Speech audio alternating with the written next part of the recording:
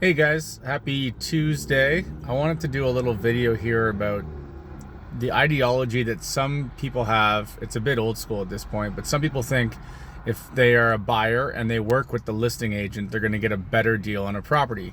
I feel like it's not widely talked about because listing agents obviously would be interested in double ending the deal and making more money.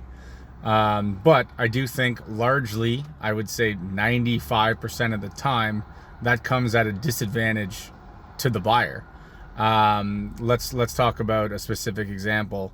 I did a deal last year with a client named Austin, and I'm going to ask him to comment on this video. Maybe he will, maybe he won't. So rough story here. So we found a property we liked. It was listed for X. There was no competition really on the place. We offered, let it die. They let it die. We took a week or two off, let them sweat, offered again, and it was either the second or third time that we negotiated it into an accepted offer, conditional. I think it was the third time. So now we have a price point of Y, and we have to obviously get our conditions dealt with and out of the way. Now, during the conditional period, additional information that the listing agent did not have in the listing came to light in the form of a rental item that that was not known to us when we struck the original conditional deal.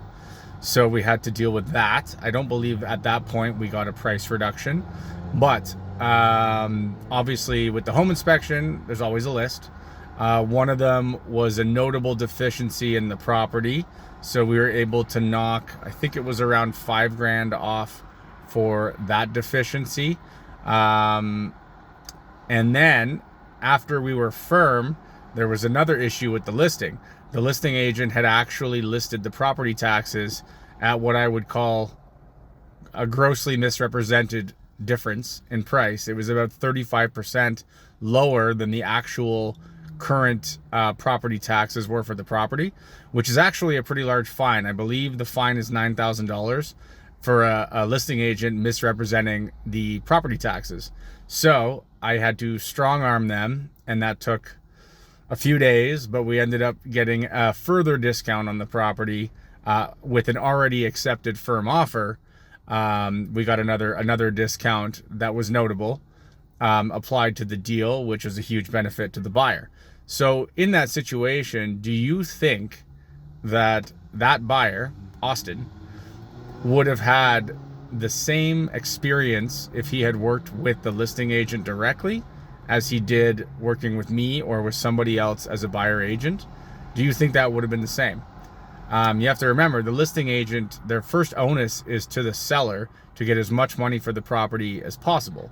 So that's still their primary goal. And when you put them into multiple representation, which is what you're in if they're working with you, the buyer, as well as the seller, the original client that they had, all they can really do is provide you with comparables and then write an offer that you instruct them to write.